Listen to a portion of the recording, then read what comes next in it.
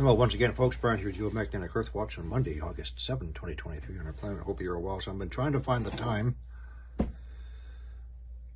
to do some extra videos on such things as not just canning peaches, but prepping in general. What I've been doing for years and what you should have been doing years ago. If you haven't, anyway, prepping. What we should be stockpiling in our homes in the event of, it could be a natural disaster. It could be a when catastrophic earthquakes strike and our supply systems are not going to be there anymore. Our food production systems are not going to be there anymore. The availability to go out and buy food isn't going to be there anymore. It could be that space weather impact. The grid is not going to be there anymore. It could be in the next lockdown, which it will be. And you decide it's best to shelter in place. Whatever. You need to have everything at your home. You need to have your food, your water, the means to cook your food, oral care, soaps, lighting, all of that. You need to have all of that so you're comfortable in the knowledge that when it happens, it's okay. I can take care of my family. So food. Let's talk about food. You want to have a variety of food. You don't want to be eating the same thing. You don't want to be getting into your buckets of beans and your buckets of rice and that's it. You need variety. You need to stock up on what you eat on a daily basis. Mostly. So I'm just going to show you a few things that I do. First and foremost, obviously, right? But don't pick the cheapest one. Pick what you like. Now, until recently in Canada, these were 3 for $10. Up here, not a bad deal. And you know what? That best before date, that's only best before. It's not an expiry date. After the best before date, it'll slowly start to lose its nutrient value. But if you got a garden, right, you can throw in some beans and carrots and whatever, right? Boost up the nutrient content. Next. I like these. But for the purpose of survival and storing, try and pick the ones where you don't need milk and butter, because you're not going to have milk and butter. Pick the ones that you only need water. And again, the best before is just best before. Another one I like is your porridge. It doesn't just have to be for breakfast. A lot of these can last for at least a couple of years. And you know what? You can mix your canned peaches, berries, and the other fruit. Make it tasty.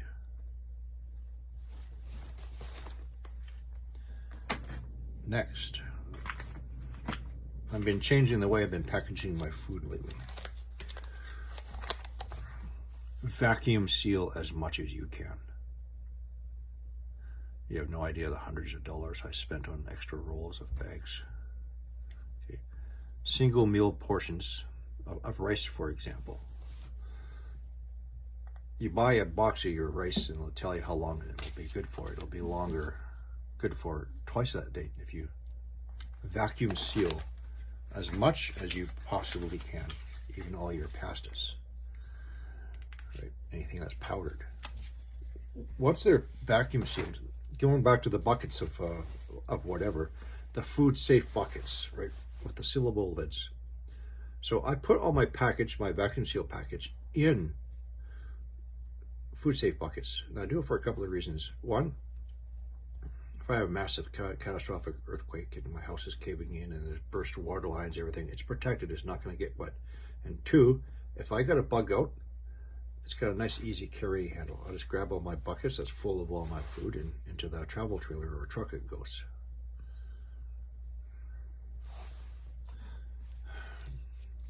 Another thing that's lasts a long time, 2026, is your corned beef. And it's not too bad. Lots of corned beef. And of course, if you're into, for as long as we have our grid, I think we got it for another year anyway. And again, vacuum and seal everything that you grow. If you don't have a big enough garden, go to your local orchards and farmers markets and buy bulk, start processing, blanch anything like carrots and broccoli and beans and beets. You know, you put it in boiling water for 3 minutes. When the water returns to a rolling boil, boil it for 3 minutes to blanch, and then immediately put it in a bowl of ice water, freeze it, and then put it in your vacuum seal bags. Of course, learn your canning, get your equipment. If you think you're going to be doing this for years, you better get several thousand of your sealing lids before they're all gone. I've been doing this for years. I enjoy nice fruit, peaches, apricots, pears, apples in the middle of winter time. If you're going to be doing canning, most of the recipes call for like a lot of that processed white sugar. I use pure honey. I keep pure honey anyways, right, as a spread or whatever, right? But I use it in my canning. Costs a little bit more, but it's a lot healthier for you. You want to try and stay away as much as possible, but you can't really, okay? You can't. You got to try and stay away from processed foods, but you got no choice. And I'm going to be brutally honest with you. Unless you have 5 to 10 years practical experience with optimal growing conditions and soils, and you know what you're doing, you're not going to be able to grow enough food. Not unless you have at least 2 acres. I'm not just talking about vegetables. I'm talking about your berries, your fruits.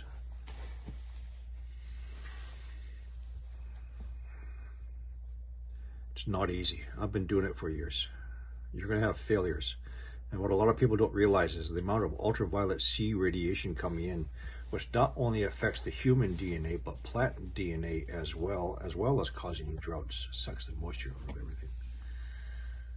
It takes a lot of knowledge, a lot of skills, a lot of land, a lot of work, a lot of time. I still do it as much as I can. What I can't grow, I'm down to the road to the nearest orchard, farmer's market, and I'm buying bulk and I'm processing every single summer. And I got it all stocked up and stored away. I'm not telling you where I live. What else?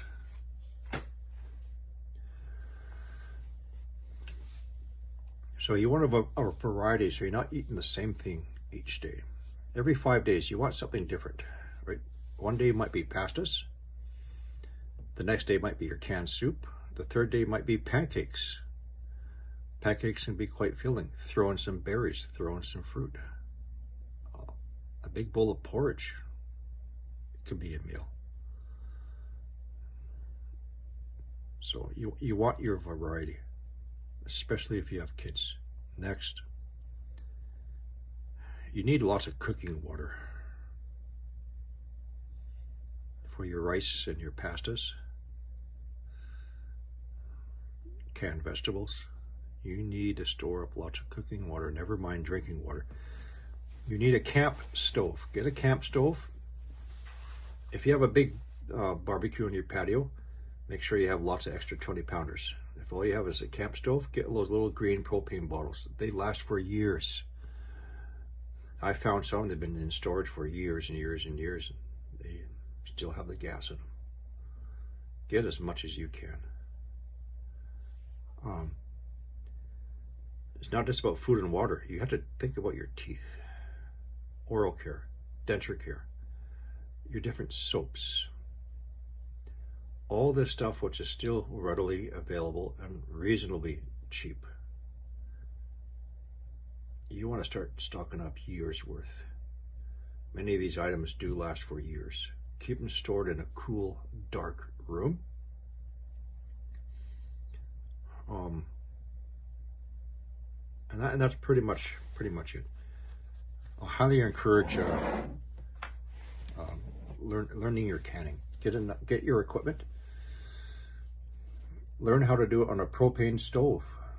You lose the electricity, you got all your propane, you got your camp stove. I do a lot of my canning on a little camp stove.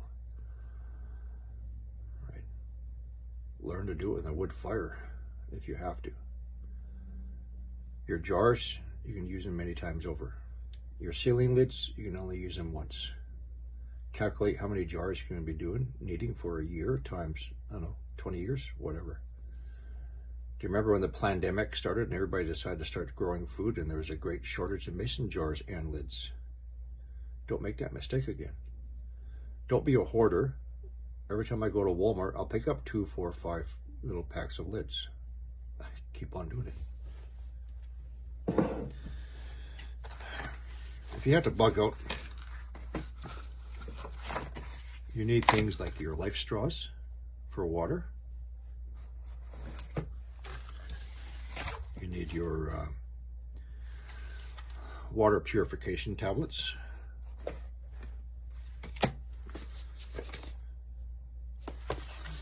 Another version of a drinking water straw. One person for each member of the family. You got to be in this prepper mindset. Unfortunately, 98% of the population are not.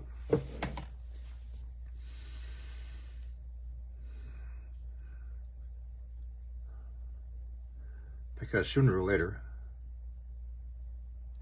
World War III, supply lines and systems impacted. A large enough Earth-directed solar flare, lockdowns,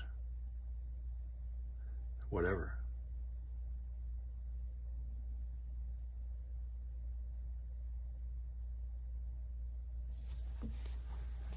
And so,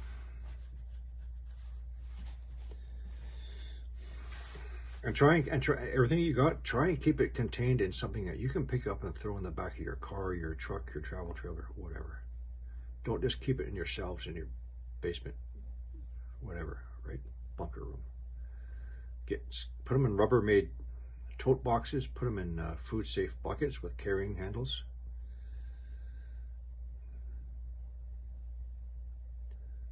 If you have a garage, depending on the time of the year, the summertime, you don't want to be putting stuff in the garage that's too warm.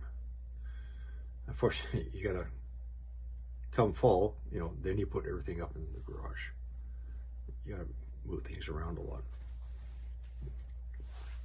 So anyway, I want to talk a little bit about your preps.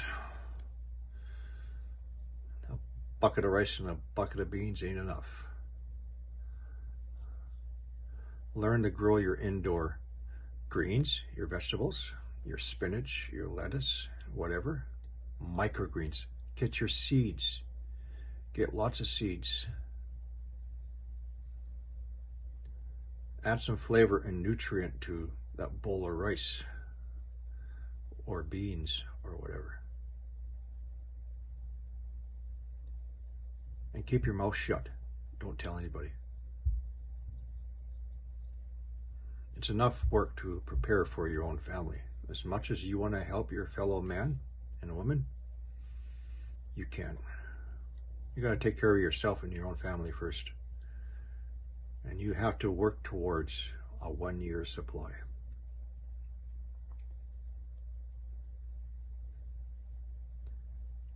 Forget about this 3-day nonsense, because no one's going to be there bringing food to your door in 3 days. None in 3 weeks, none in 3 months.